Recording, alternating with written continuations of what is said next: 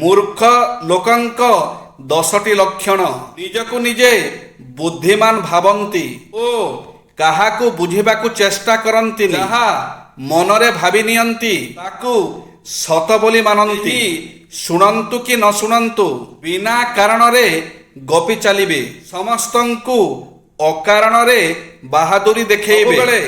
ଝଗଡ଼ା କରିବା ପାଇଁ ବାହାନା ଖୋଜିବେ। ଭଲ କାମରେ ବି ଏଇଟା ହେଇନି ସେଇଟା ହେଇନି କହିବେ। କାହାକୁ ନ ଜାଣିବି ତାକୁ ଜଜ୍ କରିବେ। ଅନ୍ୟର ଇଚ୍ଛା ନଥିଲେ ବି ତାକୁ ପରାମର୍ଶ ଦେବେ। ଯିଏ ତାକୁ ଇଜ୍ଜତ ଦେବେ ତାକୁ ହିଁ ବେଜ୍ଜିତ୍ କରିବେ। ଆଜି ମଣିଷ ହସିବା ପାଇଁ କାରଣ ଖୋଜୁଛି। କିଏ ଉପହାର ମିଳିଲେ ହସେ ତ, କିଏ ଚାକିରି ମିଳିଲା ପରେ ହସେ, ଆଉ କିଏ କ୍ୟାଲେଣ୍ଡର ହିସାବରେ ହସିଥାଏ।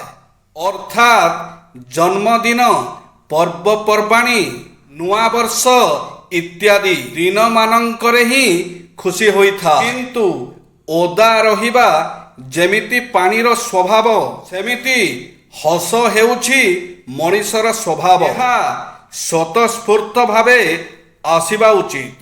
ଘୃଣା ତ୍ୟାଗ କରନ୍ତୁ। ଅଜ୍ଞତା ହେତୁ ଜଣେ ବ୍ୟକ୍ତି ଭୌତିକ ସମ୍ପତ୍ତିକୁ ଧରିବାରେ ବ୍ୟସ୍ତ, ଯାହା କର୍ମ ବନ୍ଧନରେ ବାନ୍ଧେ। ଶ୍ରୀକୃଷ୍ଣ ତ୍ୟାଗ ସମ୍ବନ୍ଧରେ ଏକ ଅଲଗା ଧାରଣା ସମ୍ପର୍କରେ କହନ୍ତି। ଏକ ଅଲଗା ଧାରଣା ଉପସ୍ଥାପନ କରି କହନ୍ତି, ଯେଉଁ ପୁରୁଷ କାହାଠାରେ ଦ୍ୱେଷ ରଖନ୍ତି ନାହିଁ କି କିଛି ଆକାଂକ୍ଷା କରନ୍ତି ନାହିଁ, ସେ ହିଁ କର୍ମଯୋଗୀ, ନିତ୍ୟ ସନ୍ନ୍ୟାସୀ ବୋଲାଯିବାର ଯୋଗ୍ୟ। କାରଣ ରାଗ ଦ୍ୱେଷାଦି ଦ୍ୱନ୍ଦ୍ୱରୁ ରହିତ ପୁରୁଷ ସୁଖପୂର୍ବକ ସଂସ୍କାର ବନ୍ଧନରୁ ମୁକ୍ତ ହୋଇଯାଆନ୍ତି। ପ୍ରଥମ ଜିନିଷ ଯାହାକୁ ଆମେ ତ୍ୟାଗ କରିବା ଆବଶ୍ୟକ ତାହା ହେଉଛି ଘୃଣା। ନିତ୍ୟ ସନ୍ନ୍ୟାସୀ ଘୃଣା ସଙ୍ଗେ ସଙ୍ଗେ ଇଚ୍ଛା ମଧ୍ୟ ତ୍ୟାଗ କରନ୍ତି। ସତ୍ୟ ହେଉଛି କର୍ମର କୌଣସି ପ୍ରକୃତ ତ୍ୟାଗ ନାହିଁ। କାରଣ ଆମେ ଗୋଟିଏ କର୍ମ ଛାଡ଼ି ଆମ ଗୁଣର ପ୍ରଭାବରେ ଅନ୍ୟ କର୍ମ କରିବା ଆରମ୍ଭ କରିଥାଉ। ତେଣୁ ଶ୍ରୀକୃଷ୍ଣ କର୍ମକୁ ତ୍ୟାଗ କରିବା ପରିବର୍ତ୍ତେ ନିଷ୍କାମ କର୍ମ କରିବାକୁ ପ୍ରୋତ୍ସାହିତ କରନ୍ତି। ଆପଣଙ୍କୁ କ'ଣ ଲାଗୁଛି?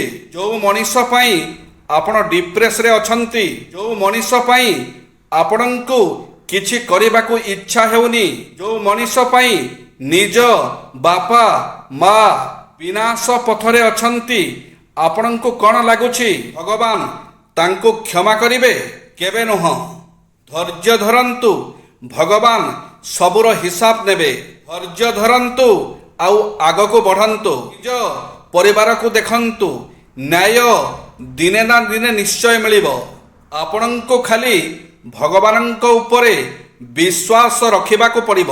କୋଲେଷ୍ଟ୍ରଲ ବୃଦ୍ଧିର ଲକ୍ଷଣ। ପାଦ ଫୁଲିବା ଆରମ୍ଭ କରେ। ପାଦ ଥଣ୍ଡା ହେବାକୁ ଲାଗେ। ଚର୍ମ ରଙ୍ଗରେ ପରିବର୍ତ୍ତନ।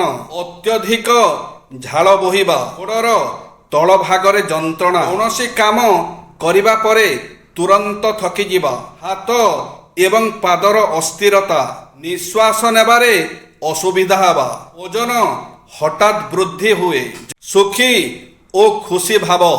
ପ୍ରେନଫିଲ୍ଡ ସାହେବ କହିଛନ୍ତି, ପ୍ରକୃତ ସୁଖ ଧନ ଓ ମାନରେ ନାହିଁ, ଏହା ରହିଛି କୌଣସି ଏକ ଭଲ କାମ କରିବାରେ। ବୁଦ୍ଧ କହିଛନ୍ତି, ଶୁଦ୍ଧ ଭାବନାର ଚିନ୍ତା ଓ କର୍ମ ପଛରେ ସୁଖ ଧାଇଁଥାଏ। ମନ୍ଦ ପ୍ରକୃତି ଓ ତତ୍ପ୍ରସୂତ କର୍ମ ମଣିଷକୁ ଦୁଃଖ ଓ ଯନ୍ତ୍ରଣାରେ ଜର୍ଜରିତ କରେ।